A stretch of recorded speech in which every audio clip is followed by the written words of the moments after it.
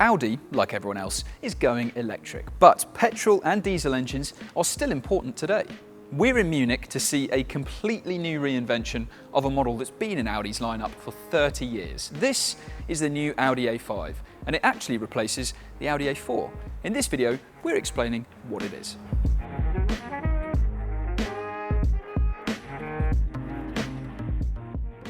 So first, let's explain the name, because we already had an Audi A4 and an Audi A5, and essentially you had three different body styles available with each of those names. With the A4, you had the A4 Saloon and the A4 Avant, which was the estate, and there was also the A4 All-Road, which was the kind of off-road version of that estate car. With the A5, there was a Sportback, there was a Coupe, and there was a Cabriolet as well.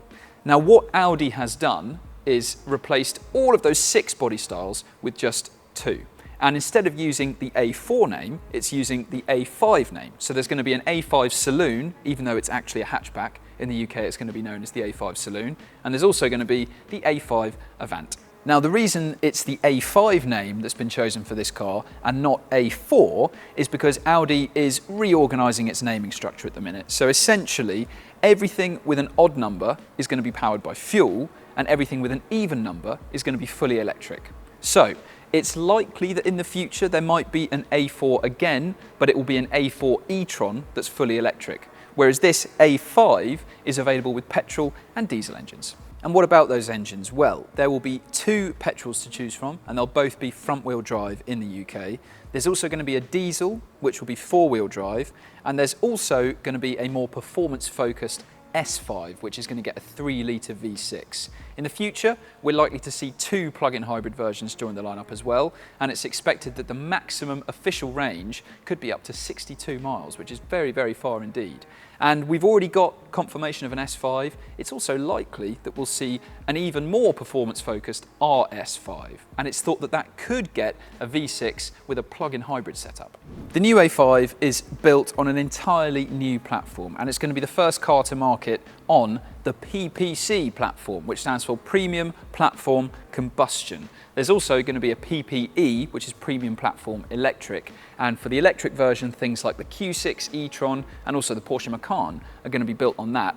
But this A5 is on PPC, and compared to the previous A4, it's bigger in pretty much every dimension. And it also has a slightly different look, doesn't it? It's still recognisably from that family of car, but it's got a new front end, and it's also got these new headlights, which Audi is particularly pleased with. They are OLED, and at the back you can see there are 8 different light signatures you can choose from, and the one we've got here gives this really interesting looking pattern. And it might seem like it's pulsating in a kind of random way, but legally, the lights on the back of your car have to be emitting the same level of brightness continuously. So while one darkens and the other one lightens, it's been calculated to perfectly be exactly the same brightness continuously. So it's not actually random at all. And it does look cool. And it's also got a safety function in it. So if something approaches from behind, if you get close enough, then it stops pulsating and it goes solid as a kind of warning. And it can even actually show a hazard symbol in the lights as well. Now, obviously this won't be standard, it's only going to be available on higher trim levels, perhaps as part of a pack, but they do look pretty cool. Now, we mentioned that all dimensions are bigger than the previous A4, but something that's smaller is the boot, and that is in both the Saloon and the Avant estate version. The boot is smaller than in the previous A4, which is a shame, and it means that this won't be the outright biggest, most practical boot available in this particular class of car, but as you can see, it's still a pretty decent and practical boot that you're left with. This should certainly be big enough for family holiday luggage on trips away. You get a nice big, simple, practical open space here. You get a little bit of underfloor storage if there's no spare wheel fitted, and you also have 40-20-40 split folding rear seats, which is very handy. This is the Saloon, which as you can see is actually a hatchback, but it's called the Saloon, and it's not quite as spacious as the Avant. You can see because it doesn't have that extended roofline, and instead it's got more of a kind of fastback sloping roofline here, you've got quite a long load bay, but it's not particularly tall. In total, you lose 30 litres of storage compared to the estate version. But for this kind of car, this is still a reasonably decent size, if not the most practical car around. So boot space might not be quite as generous as the previous A4, but as we mentioned, all dimensions are bigger, including the distance between the front and rear wheels. So the wheelbase is quite a bit greater than it was in the previous A4, which should mean that space back here is better. And really, for an adult sat in the back behind an adult of a similar size, it does seem pretty accommodating back here. We're in the estate car, remember. This has also got a sunroof, which gives you an extra bit of headroom as well, but it is pretty comfortable sat in these seats. So legroom is pretty good. You've got a little bit of space for your feet under the seat in front of you, and headroom is also all right. These windows seem reasonably sized as well, so you get a decent amount of light back here. But how does this compare to the saloon? So sitting in the rear seats of the A5 saloon, legroom is identical, but headroom, there is a noticeable amount less in the saloon compared to the A5 Avant. That's because the estate version of this car obviously has an extended roofline, so you would expect it to be more spacious in the rear seats, whereas this saloon has more of a sloping roofline. But it's not terrible in here still. I can sit up straight and it's not too cramped. It's just certainly not as good as the A5 Avant. If you were 6 foot or over, you would probably notice more the reduction in headroom in this car versus an Avant with that sunroof, but still this is reasonably good for adults sat in the back.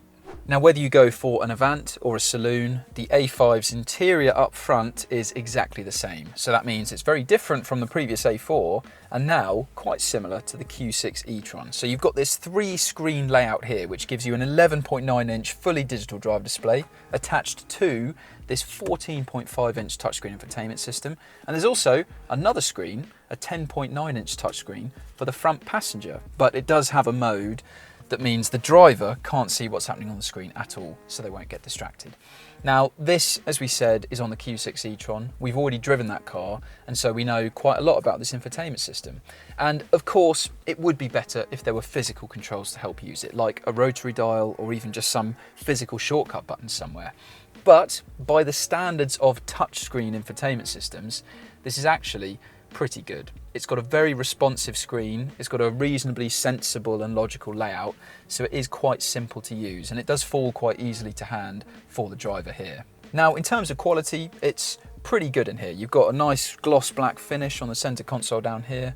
Most of the materials are reasonably good, but it doesn't feel quite so exquisitely put together as the previous A4.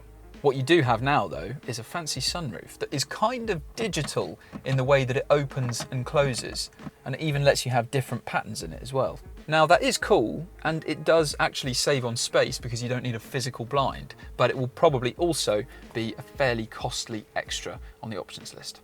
And what about the pricing overall for the A5? Well, it's expected that in the UK the saloon will start at £42,000, with the Avant costing an extra £1,900 on top of that. That's quite a big jump from the starting price of the previous A4, but is still in line with what a BMW 3 Series or Mercedes C-Class costs now. And Audi would likely point to the changes in the interior and also the engine lineup as justification for a price rise. Indeed, there are new petrol engines, and the diesel and the V6 in the S5 are also said to be running Audi's latest mild hybrid setup, which on paper sounds quite close to being like a regular hybrid. As well as a 2-litre engine, there will be a 1.7 kilowatt-hour battery, enabling the A5 to travel on pure electric power alone for short distances at low speeds.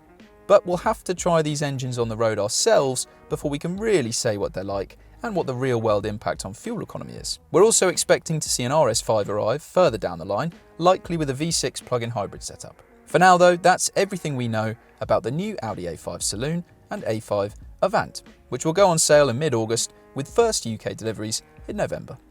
What do you think of it? Tell us in the comments below. To see more videos like this, subscribe to the channel, and for a great deal on your next car, go to whatcar.com.